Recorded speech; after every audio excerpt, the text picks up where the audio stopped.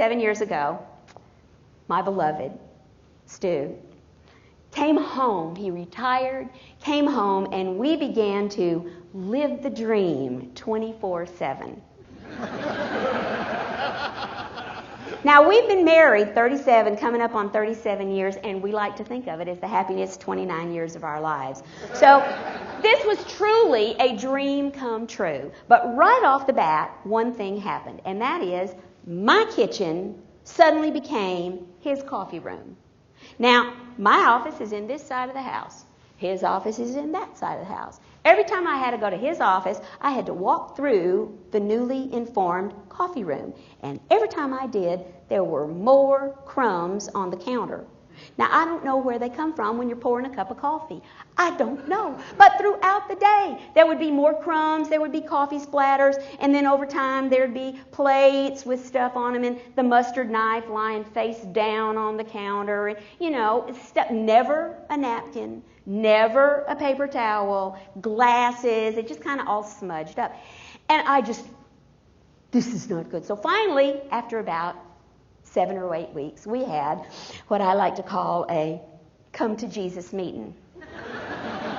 And at the end of this meeting, we concluded that he would change nothing, but that I would change by raising my hand to the level of my eyes as I walked through the kitchen.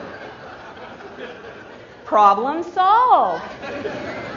So what was the real problem here? Me.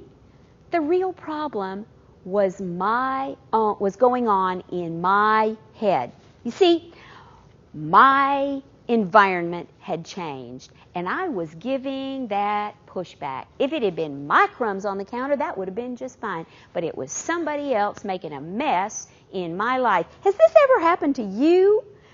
Well, the fact of the matter is, there's nothing wrong with crumbs on the counter, as long as there aren't little varmints up there eating on them. Life is full of bears and gnats. Bears are the big stuff, like cancer and divorce and death. They get our attention, and we pull out the best that we've got to give for them.